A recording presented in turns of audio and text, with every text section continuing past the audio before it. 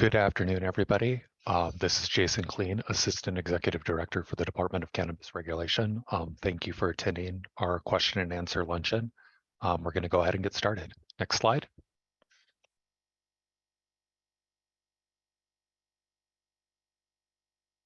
So unfortunately today I have a hard stop at 1, but we'll get through as many questions as we can over the next hour. And I look forward to seeing all of the questions. As folks know, we do plan to administer the Phase 3 Retail Round 2 lottery tomorrow at 2 p.m. via live stream. More information is also available on our website. The event will include the city's contractor who would do the selections, as well as the independent auditor that was hired by the Office of this City Administrative Officer, who has been overseeing various functions related to the audit process.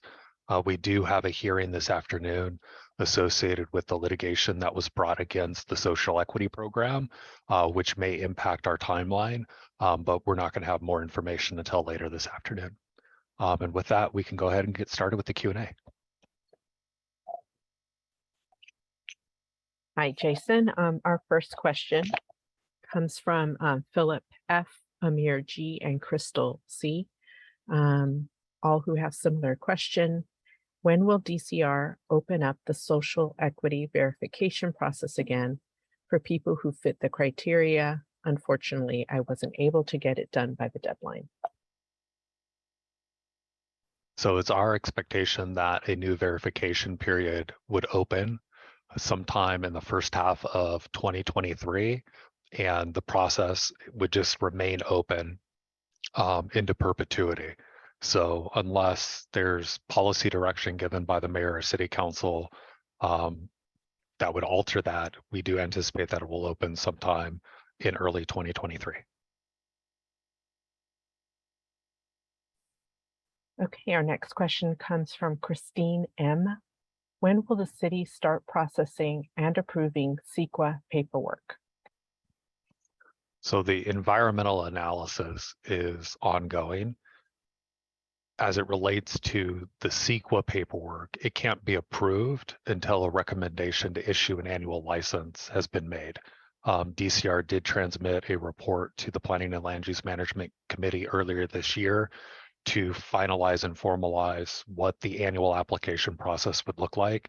Unfortunately, that's one of the recommendations that the chair of the Planning and Land Use Management Committee did not move. We did release another report making that same recommendation last week, and hopefully the City Council will deliberate and approve the final annual application process so that we could start moving forward with it.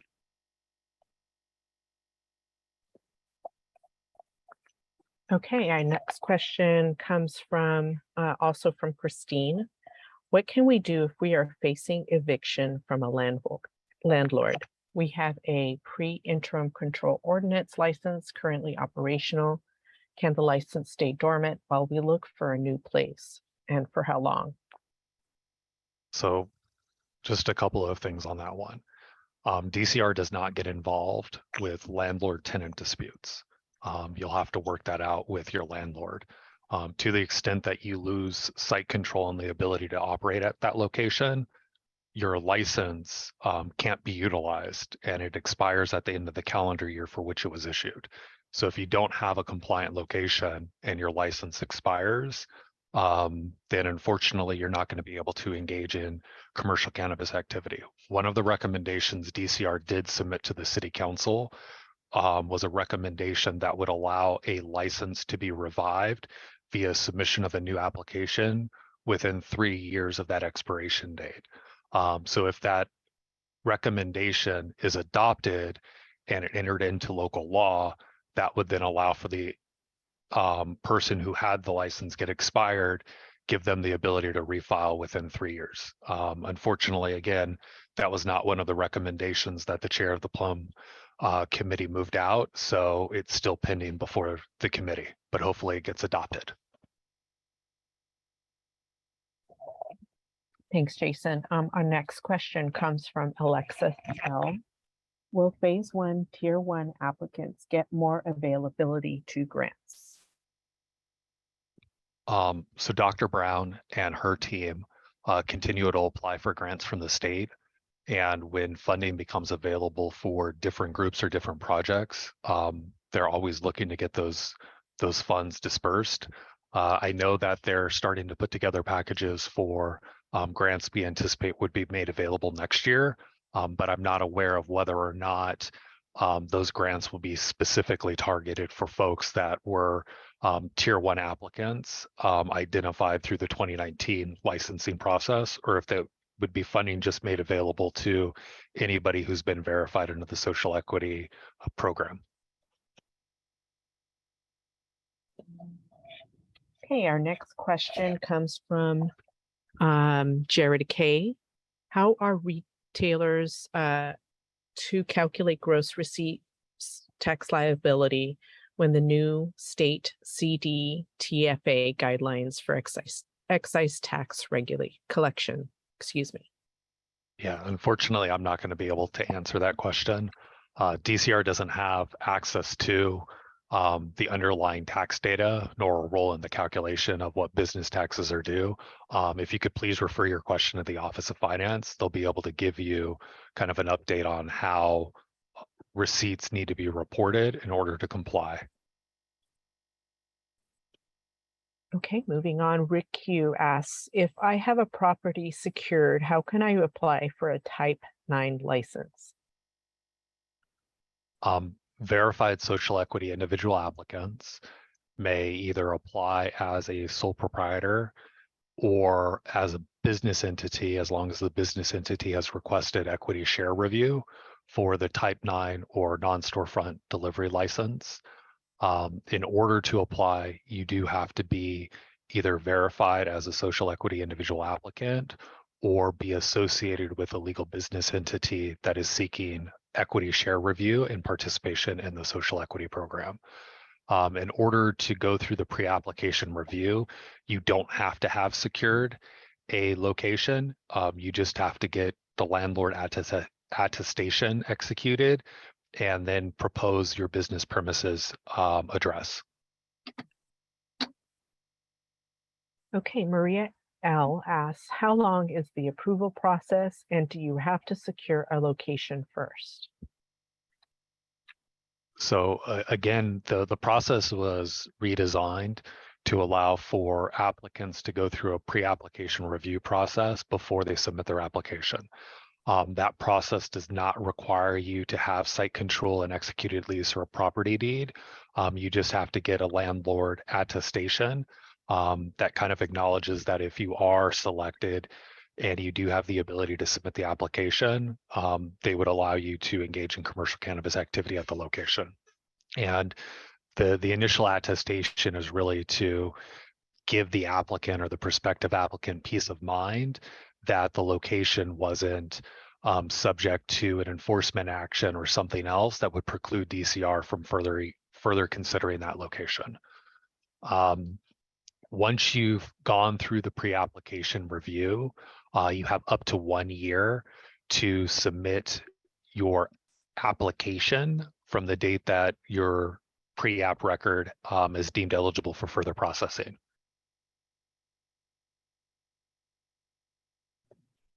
Okay, we have one question from several individuals, and this is in regard to the license lottery.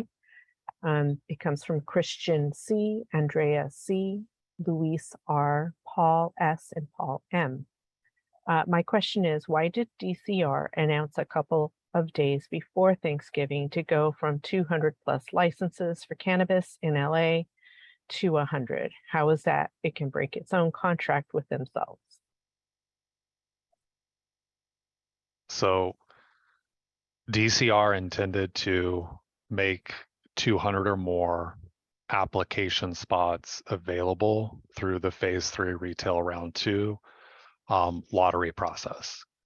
I was away from the office due to medical leave at the time, but it's my understanding that various stakeholders expressed discontent over DCR making all of the capacity available through phase 3 retail round 2, and connected with the chair of the Planning and Land Use Management Committee, whose chief of staff ultimately reached out to the mayor's office and the mayor's office responded in partnership with CD8, instructing DCR to reduce the number of pre-application review slots that would be made available through phase 3 retail round 2 and reducing it down to 100 to make room for future opportunities, which may or may not integrate into various changes that policymakers under the new administration may consider. Unfortunately, that's all of the information that I have.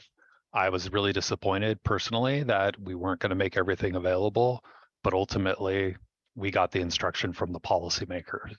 As such, we look forward to working with the city council and the new mayor on policies that will inform a future lottery process.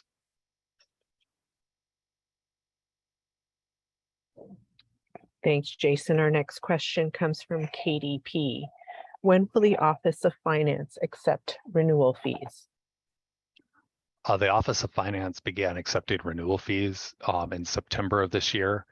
They continue to accept late renewals through the end of the calendar year. After December 31st, any temporary approval issued will expire, but folks will still have until the end of February to submit a late renewal application. But if they haven't timely renewed their record by December 31st, you'll have to stop operating until a new license is issued.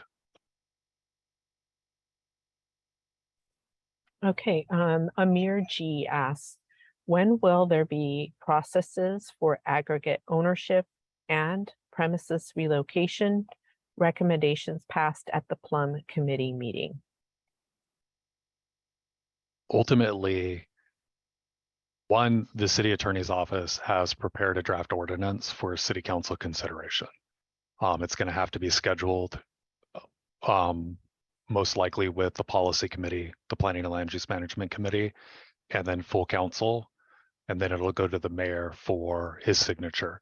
If it's adopted, then the ordinance would go into effect 31 days from the date it was published. The publication date would be set by the office of the city clerk. And the earliest it could go into effect at this point would be sometime in 2023. January or February would be likely. In order for it to be effective in January, it would have to be considered by the city council and approved before they go on winter recess. Otherwise, if it's considered next year, it'll most likely be 31 days from the date that the city clerk gets the final file and is able to publish the ordinance. Okay, moving on from Benjamin L, who asks, is there a license designation for brand-only business? Not at the local level. Okay. Benjamin also asks, what is the licensing cost for retail? I would refer you to the list of licensing fees and application fees that are on the DCR website. It's set under Municipal Code Section 104.19. Really, it's going to come down to where you're at in the process. We have pre-application review fees, application fees, and then there's renewal fees. Licenses have to be renewed on an annual basis. And, the fees for each of the different decision-making processes range from a few $100s to a few $1,000s.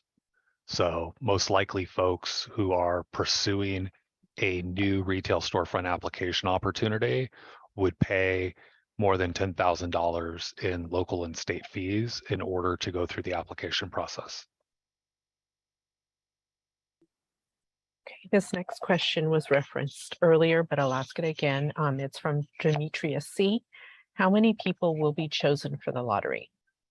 At the direction of the mayor's office, DCR has the authority to select 100 individuals through the phase 3 retail round 2 lottery.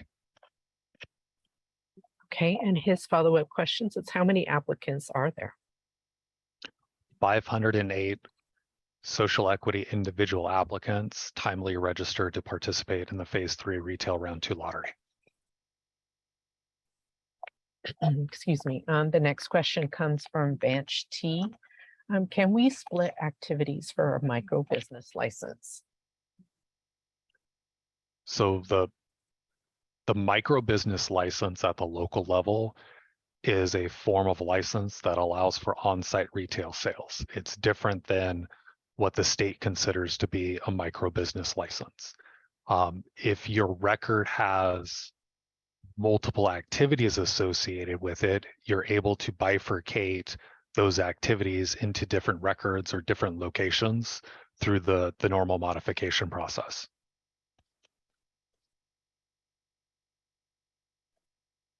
Okay, our next question was also touched on before. Mayor Ruth B, has DCR submitted another report to Plum that addresses the other 17 recommendations from the previous report? And additionally, will there be an amendment that allows applicants or licensees to move out of a CPA? So DCR transmitted our report back on the report back last week. So the Planning and Land Use Management Committee has the ability to schedule it whenever they're ready to hear it. Unfortunately, the proposed amendment that would allow licensees to relocate to community plan areas that have not reached undue concentration was not accepted by the committee the last time the report was before them. So they do have the ability, of course, to further consider it, but they did take a policy action not to allow for licensees to relocate out of the CPAs. Okay, this next question is following up or touches on the same topic, and it's from Michelle G. I know the City Council will be approving changing of CPA locations. So assuming that happens, how does moving from one CPA to another work? What is the process? I mean, effectively, if the City Council adopts the ordinance to allow for applications to be refiled in a community plan area that has not reached undue concentration, it would be similar to the existing pre-application review record process where the applicant would create a new pre-application review record through the refiling process, and they would be able to designate a proposed business premises location outside of the original community plan area associated with their record. Again, we already have that system functionality coded. So it would just be a matter of the city council and the mayor adopting an ordinance that would allow for us to effectuate it and accept those types of requests.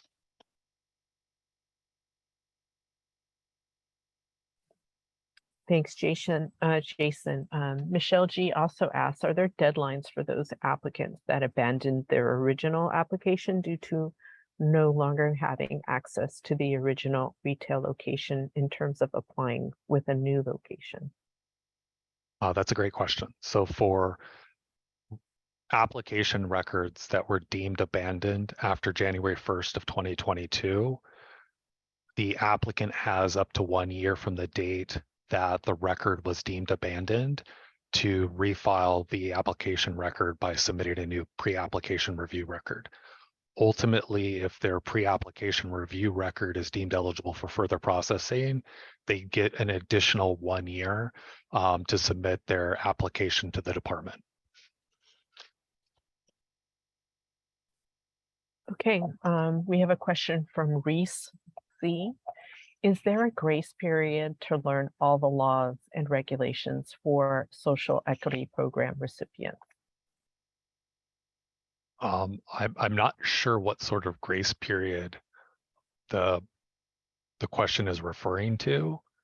But for folks that are new to the industry or just recently got verified as social equity individual applicants, one, there's a wealth of information on the DCR's website about licensing, compliance, the rules and regulations.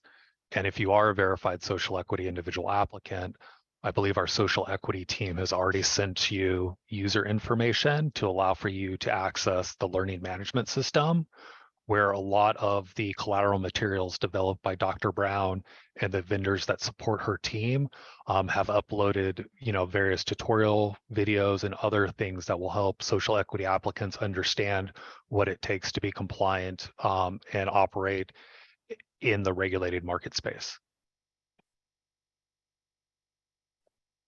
Great, thank you. Laura D asks, what's the current status with CEQA? will we be able to get our permanent license or not before the state closes? The state says that it's taking a long time. And have you had anyone get their CEQA yet? So nobody has had their environmental documents deemed approved. That can only happen once DCR has made an annual license recommendation to the appropriate decision-making body. And then, of course, CEQA has its own appeal process, and the state doesn't consider the environmental analysis final until all of the appeal periods have been exhausted associated with that analysis.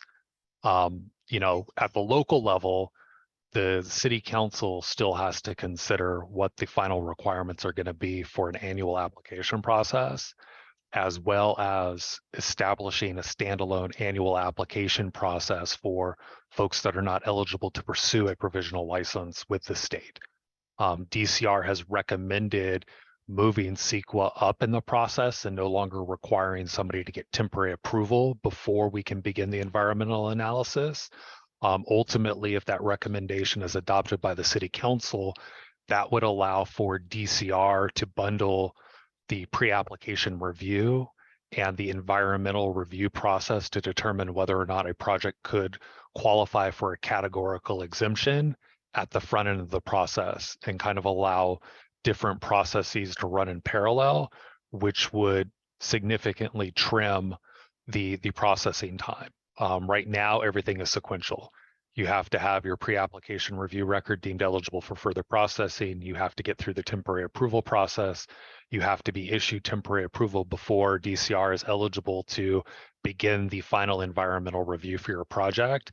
And then once that environmental review has been completed at the department level, then and only then can DCR review your application for completeness. And then within 30 days of determining it being complete, we have to make a recommendation to the first level decision-making body. And then, of course, once they've made their determination, there's appeal periods, and then the environmental also has its own appeal periods. So we are trying to move various recommendations through the Planning and Land Use Management Committee to streamline that process and make it more efficient so that folks can save time and meet the state's requirements for annual licensure. Okay. Let's see. Christian C is asking about the lottery and how soon from the time of the lottery administration is concluded will DCR notify social equity applicants who has been selected? So if the live stream goes forward as planned tomorrow, after FTI, who is the vendor selected by the city to do the selection process, makes the selections, folks will then forward their key information for the randomization process to DCR, and then we would begin to unlock the keys to find out who got selected through that randomized process. That would be also done through the live stream. The information that has been set up is basically there's a workbook for DCR to compile all of the various keys for the participants into a workbook during the live stream. That's with the auditor right now being pre-audited so that we could utilize it tomorrow. And if we do move forward as planned, we will get the keys during the live stream from the various parties after the selections are made, and then we'll start to put the data back together. And then, of course, once we put the data back together, we'll forward it to the auditor so that they can audit the process based on the data that is, aggregated during the live stream, plus the data that was forwarded to the auditor in advance of the live stream. I think we would be able to post preliminary information prior to the end of the week, and then we would just allow for the auditor to verify the information that everything is correct before we make the formal announcements. But stay tuned. Anybody who would be selected through the lottery would ultimately get notified by DCR.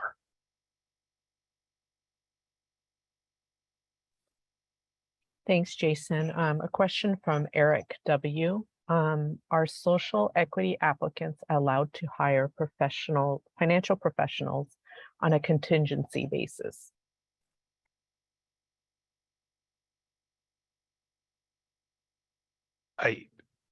It may or may not be allowed. It's hard to say.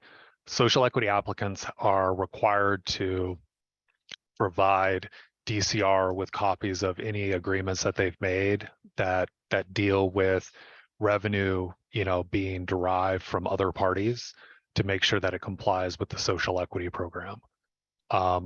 Without seeing the contingency agreement, it's hard to say whether or not it would comply with the program, but there are contingency agreements that definitely would comply with the program, and there can be wording done for those agreements that wouldn't comply with the program. It's really going to be case by case and what the terms of those agreements are. Okay, another question from Eric W. I'm a social equity applicant, and I want to know, must I obtain a building or enter into a lease agreement before I can qualify for a seed grant funding? For the iteration of the seed grant program that's currently out, you do have to have either a lease or a binding letter of intent in order to qualify to get some of that grant funding. Thanks, Jason. Andreas C. asks, is there an update on the state deadline for provisional licensing? There's no update. The deadline to submit a new social equity provisional license application to the state is still set at March 31st, 2023. New bills have been introduced that may push that date for social equity applicants, but unless the state legislature adopts it and it becomes law, the March 31st date is set in stone. Okay, moving on. A question from Daryl C. If you were verified in 2019, how much longer do you have to apply for a license? I mean, at the moment, we don't have an approved sunset date for phasing out the 2019 verifications. But if you're thinking about submitting a new application using the 2019 criteria, I would recommend you do it, or at least start the pre-application review process as soon as you've identified a proposed business premises location. Okay, we have a question from Darwin B. Is the lottery still happening tomorrow? And also, who are the people who filed the lottery lawsuit? So that it's TBD, it's to be determined. The information related to the parties in the lawsuit is publicly available. I don't want to disclose that or discuss the litigation at length during the Q&A session.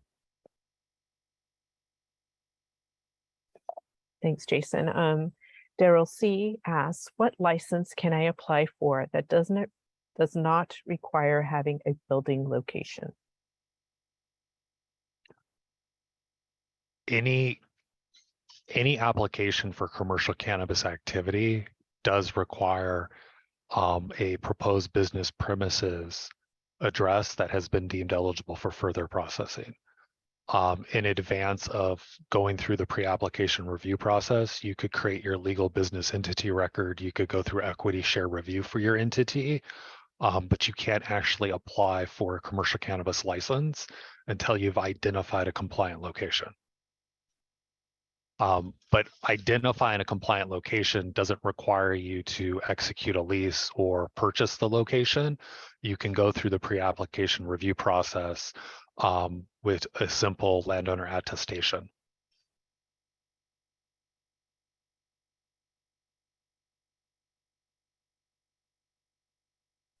Okay, our next question from Mark R. Are there any new activities being made? Example, cannabis events.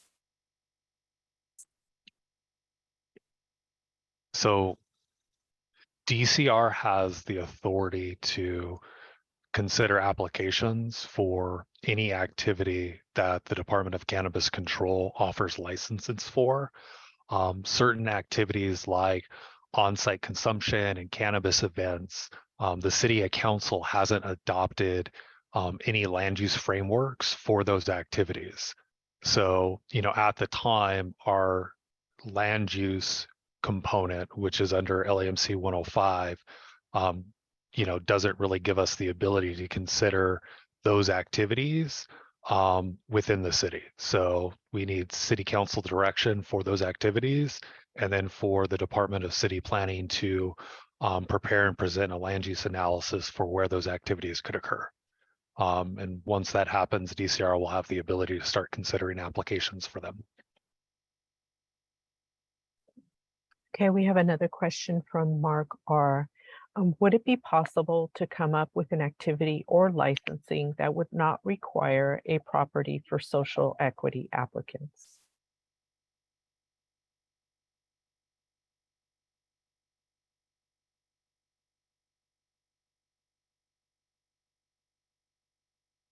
Unfortunately, the property component is essential at the local level.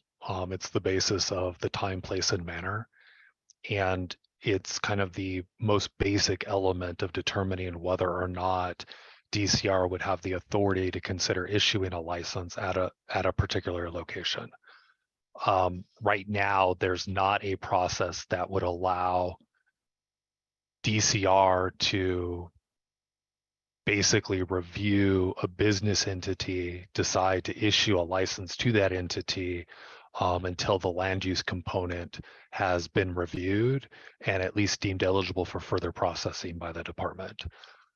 There conceptually could be a future state where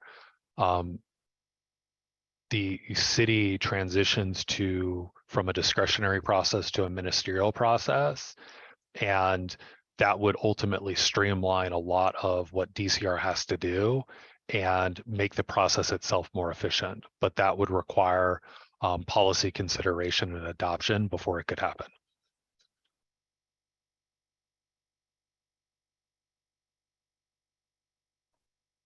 Okay, our next question comes from Anthony T. And he asks about the status of the TRO, the temporary restraining order, and also asks, has a social equity program ever been found to be legal?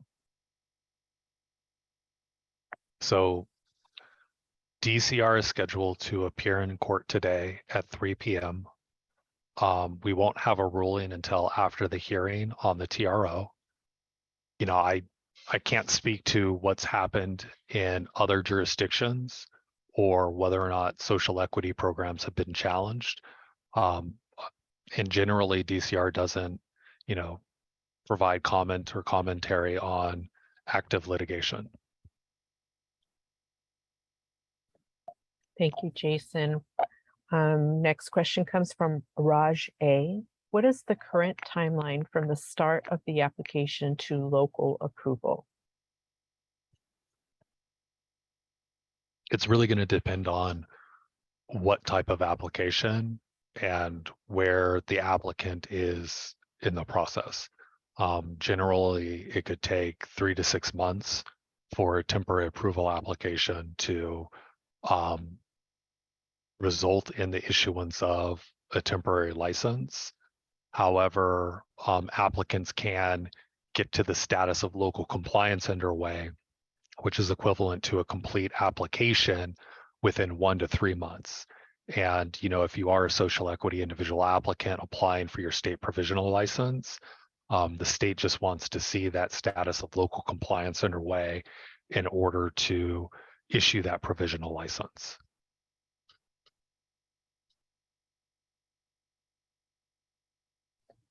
Okay, our next question is also from Raj. Are previously verified social equity program applicants grandfathered into the program? Meaning, am I still able to apply for a delivery license next year, or does my status as an SEP applicant expire? At the current time, you're still able to apply for the non-storefront delivery license type, but your ability to apply for it could change if the city council approves sunsetting the 2019 criteria.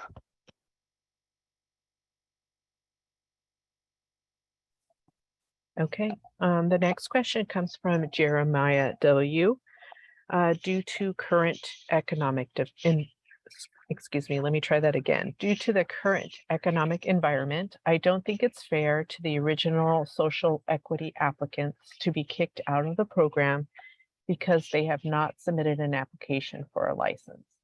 With regulation changes requiring an arrest or conviction of a marijuana offense to apply for a dispensary license, made some of us have a change of business plans or even give up altogether. Will DCR reconsider and find another way to determine those that can remain?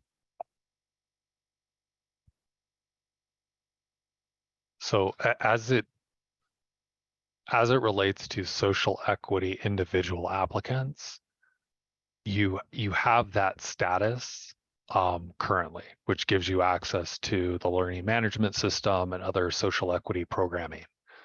In order for you to be a social equity applicant, there does have to be an application before the department, and certain commercial cannabis activity types are limited to social equity applicants. And ultimately, it's a policy decision as to what the criteria are for participation in the social equity program from both the social equity applicant and a social equity individual applicant. You know, to the extent that City Council starts to deliberate on updates to the criteria or sunsetting the 2019 verification process, you know, I would encourage you to provide public comment directly to the policymakers on that issue. Okay, Jonathan C. Will DCR issue additional PCN licenses before they issue every last storefront retail license? If yes, why? So the public convenience or necessity process is only available in community plan areas that have reached undue concentration, which means that an applicant couldn't pursue a license because DCR has already issued the number of licenses it has authority to issue without that public convenience or necessity finding. So yes, DCR will open up the PCN process again. Folks would be able to submit their pre-application review record so that we can determine whether or not the proposed business location is in an area subject to a finding of undue concentration, as well as to do the measurements and distancing from sensitive uses. If we determine that the location could be compliant, then we would notify the requester that in order for DCR to accept their application, they would have to go through the PCN process and submit their PCN request to the City Council for further consideration. Then, of course, the City Council has 90 days to make the necessary PCN finding. If they do not approve the PCN finding within the 90 days, the PCN request is denied by operation of law. The PCN process doesn't impact folks that are participating in phase 3 retail round 1, round 2, or future lotteries, because DCR can only offer those lottery spots to folks in community plans that have not reached undue concentration. So, you know, PCN is dealing with people who want to pursue licensure in areas that are subject to a finding of undue concentration.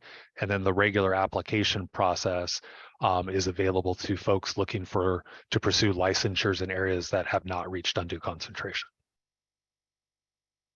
But we're not going to wait until the city is considered unduly concentrated citywide before we reopen that process.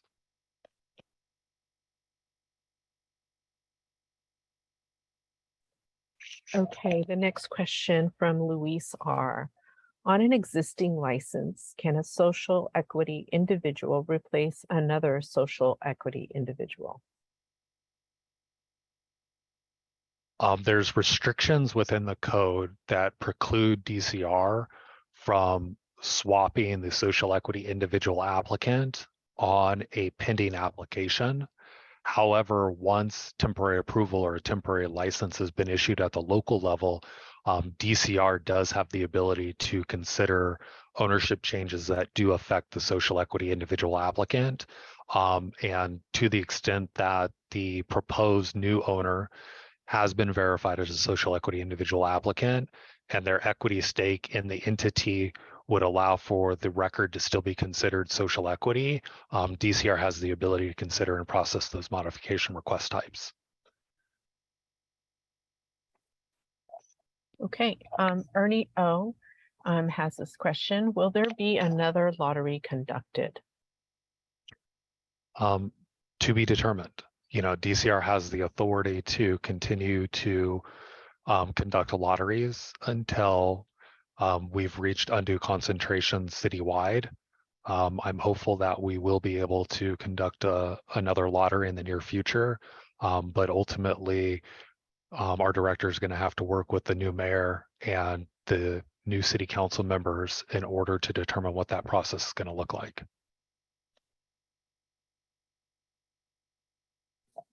Okay, Jason M asks, is DCR recommending that planning allow a revision to the rules and regulations, providing for relocation of permits to different community plan zones?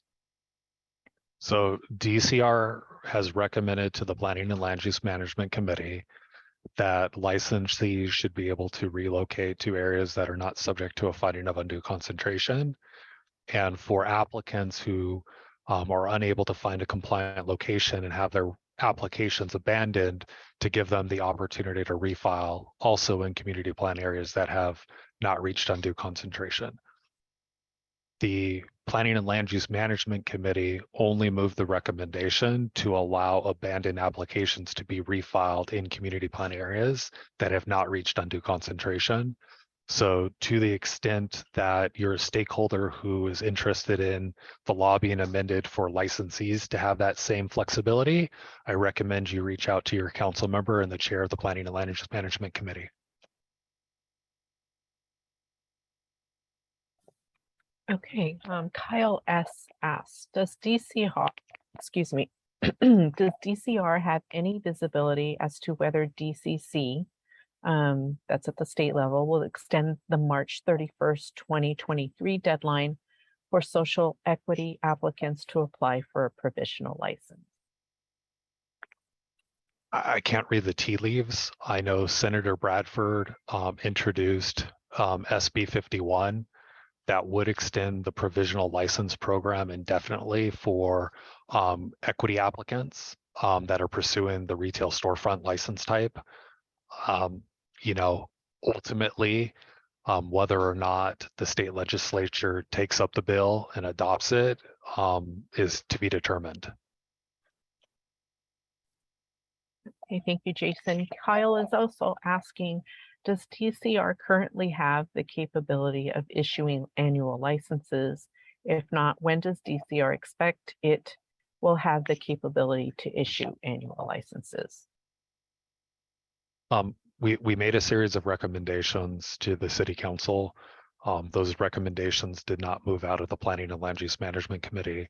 Last week, we submitted a report back on a report back recommending the creation of a standalone annual application process, which currently doesn't exist. So to the extent that the committee moves on the recommendation to set up that standalone annual application process, we would be able to start transitioning folks into the annual application process and allow for folks to directly apply for their annual license if they're not able to apply for a state provisional license. Okay, our next question comes from Beauty D. As a boots on the ground support person, where do you suggest I get my information and what contacts are available to me so I may give accurate and timely information to my farmers or retailers in need? You know, as it relates to information, the department's website, the municipal code, and the learning management system are the best tools to get information directly from the subject matter expert and effectively the horse's mouth.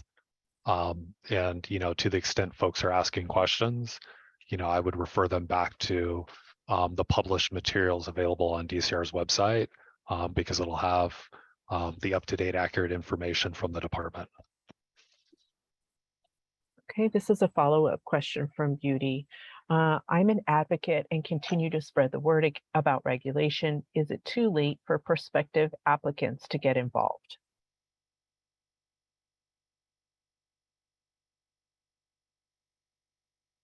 I'm not sure what the question is, but you know, prospective applicants have the ability to create their legal business entity record, go through the pre-application review process, and engage with DCR and pursue a commercial cannabis license. We will be opening up a new verification period for our social equity program in 2023. So folks that haven't been verified that, you know, believe that they are eligible will have the ability to submit a new social equity individual applicant eligibility verification request sometime in the new year. And if they're verified, they'll have the ability to participate in SEP programming.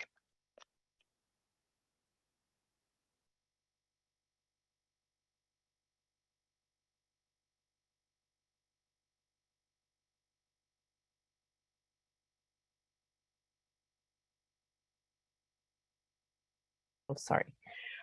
Sorry, I left myself on mute, so let me continue. Whitfield P, after submitting a BTRC, how long does it take to get a response from DCR? Is there a fee associated with submitting a business entity record without requesting an equity share review? If so, is there a fee deferral for SEIAs? So under the new process, generally a BTRC master account number is issued within 5 to 10 days of the date DCR receives the request and gets the information over to the Office of Finance. Office of Finance, you know, reviews the record, makes sure that the business tax application is complete. If there's deficiencies in that application, then they'll have to go back and forth with the requester. There's no fee for your BTRC application to be processed. As it relates to the legal business entity record, if you're an existing licensee, there's no cost to establish your legal business entity record because the document review is also part of the application review. If you have not submitted an application to the department, then there is a fee for the documentation associated with that record, as well as if you request equity share review, the $1,249 equity review fee would also be imposed. At the moment, there's funding earmarked for certain fee deferrals for social equity individual applicants that may be made available, but there's not funding currently to waive fees for all social equity individual applicants. So, you know, I can't give you a definitive answer without knowing kind of the individual record status.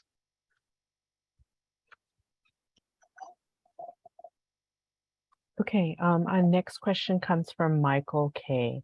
Will the 20% excise tax social equity program credit be active starting January 1st, 2023?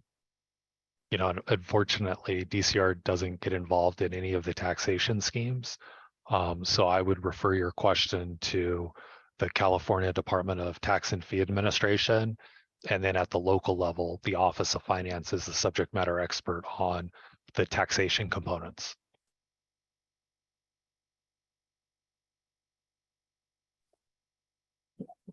Okay, we've had 3 individuals with a similar question, Andre, Grigor, and somebody anonymously, asking about whether or not social equity applicants will know their number before the lottery tomorrow.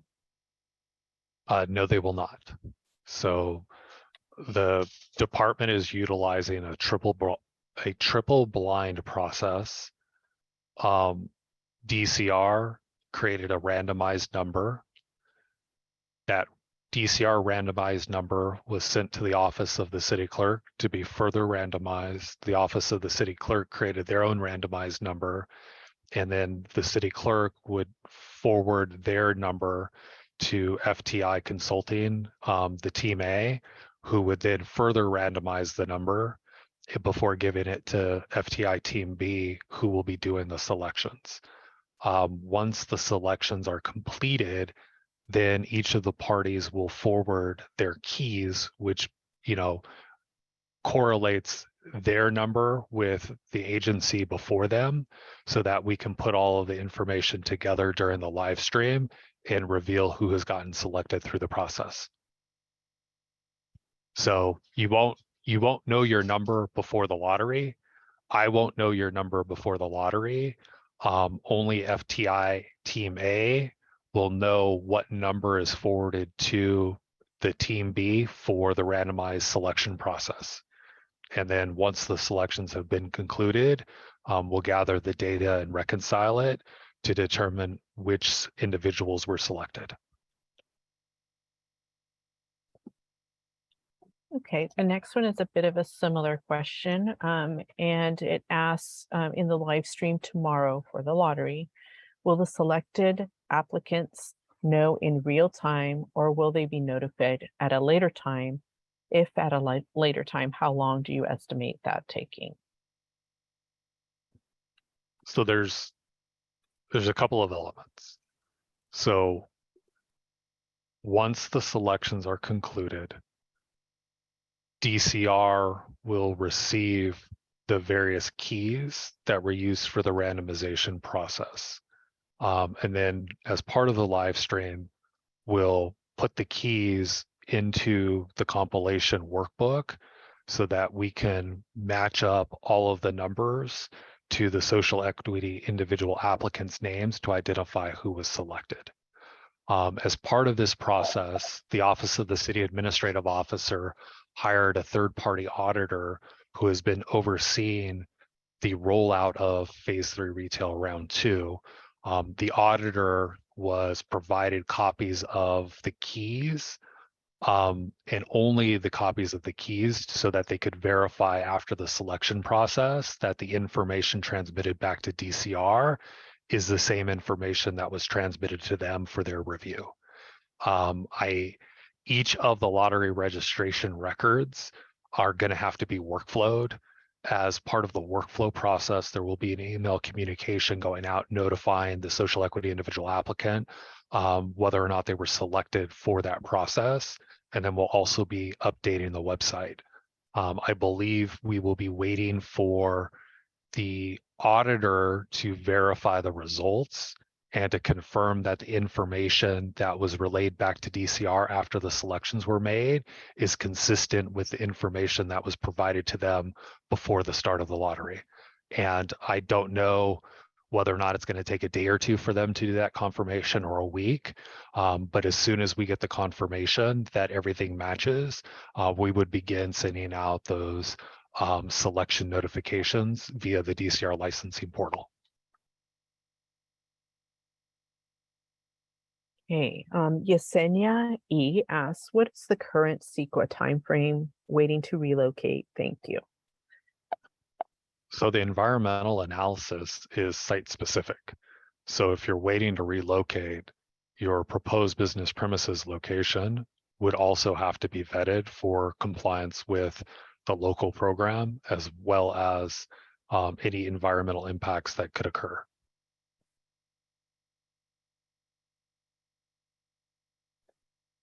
Okay, Pharrell M asks, if a social equity candidate does not win the lottery, what benefits do we still have in the process of opening a business?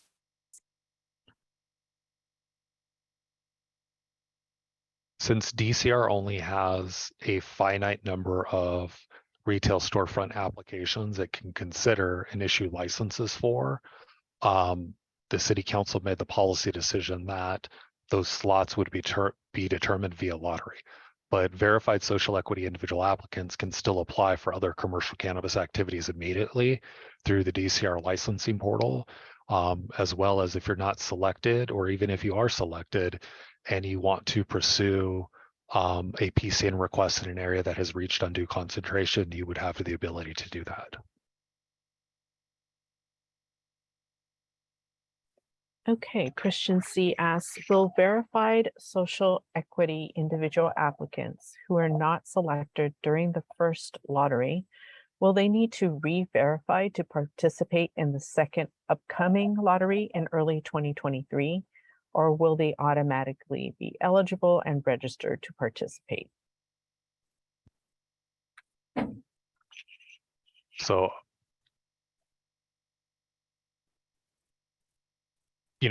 based on the LAMC, the criteria that allows for somebody to participate in the lottery is the same. So if you got verified in 2022 and you're eligible to participate in phase 3 retail round 2, unless there's a code amendment, you would also be eligible to participate in a future lottery process. But again, DCR anticipated that it was going to select a sufficient number of SEIAs to reach undue concentration citywide, and we got policy direction from the mayor's office to reduce that selection down to 100. So I honestly don't know what policymakers may be thinking as it relates to the criteria or future lottery processes. So right now, I can only go based on what's in the code and call balls and strikes. And if the policymakers change the criteria, we'll administer it based on that criteria. Thanks, Jason. I just wanted to note the time and check in with you on continuing with questions. I can do one more, and then I'm going to have to leave for another meeting. Okay. The final question comes from someone who goes by the name DBOS CEO. If the lottery is canceled or postponed, can you push back the start date for the general public from 1/1/25 to reflect how long it takes to conduct the lottery?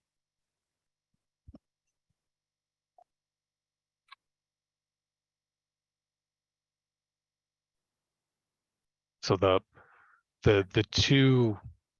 two things are not directly related. Cancellation or postponement of the lottery, DCR has the ability to conduct future lotteries until we've reached undue concentration citywide. It has nothing to do with the January 1st, 2025 date. The January 1st, 2025 date is set by the municipal code, and it would have to be changed by policymakers, the city council and the mayor, to change that date to something else. And DCR has no control over that.